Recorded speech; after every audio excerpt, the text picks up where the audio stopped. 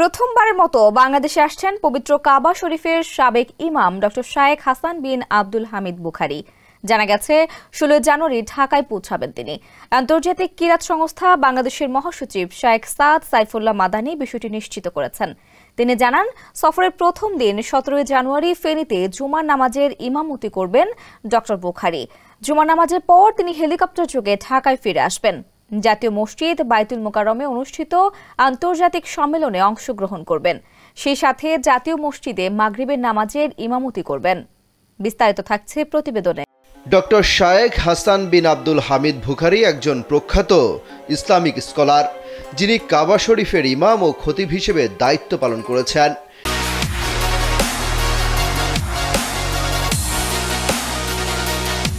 বর্তমানে তিনি মক্কার উম্মুল কুরা বিশ্ববিদ্যালয়ের ডিন ও সৌদি আরবের সর্বোচ্চ ওলামা বোর্ডের সদস্য হিসেবে দায়িত্ব পালন করছেন।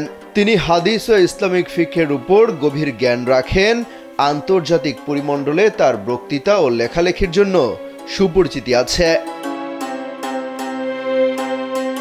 জানা গেছে, বাইতুল মোকাররমের পূর্ব চত্বরে অনুষ্ঠিতব্য আন্তর্জাতিক সম্মেলনে বাংলাদেশ, সৌদি আরব, মিশর, ইরান, সংযুক্ত আরব আমিরাত, ইংল্যান্ড, ভারত ও পাকিস্তানের প্রখ্যাত ইসলামিক স্কলার, বিশ্ব বরেণ্যকারীরা অংশগ্রহণ করবেন। এছাড়াও সরকারের উপদেষ্টা, বিশিষ্ট ব্যবসায়ী, রাজনীতিবিদ, বিভিন্ন দেশের রাষ্ট্রদূত ও কূটনীতিকবৃন্দ অতিথি হিসেবে উপস্থিত থাকবেন এই অনুষ্ঠানে। সেখানেও বক্তব্য দেওয়ার কথা রয়েছে এই ইমামের। জানা যায়, কর্মজীবনে তিনি শুরুতে 2000 সাল থেকে 2003 সাল পর্যন্ত মসজিদ আল হারামাইন শরীফের অভ্যন্তরীণ একাডেমি শিক্ষক ছিলেন। 2004 সাল পর্যন্ত তিনি উম্মুল কুরা বিশ্ববিদ্যালয় আরবি ভাষা ইনস্টিটিউটের প্রভাষক ছিলেন।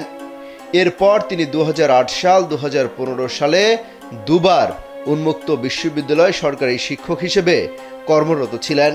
উম্মুল কুরা বিশ্ববিদ্যালয়ের শিক্ষক অনুষদের সদস্য ডক্টর হাসান বুখারীকে 2015 সালে বর্তমান বাদশাহ সালমান বিন আব্দুল আজিজ পবিত্র মক্কা হারামাইন শরীফের অতিথি ইমাম হিসেবে নামাজ পড়ার সুযোগ করে দেন। অমিত হাসান রবিন, কালবেলা।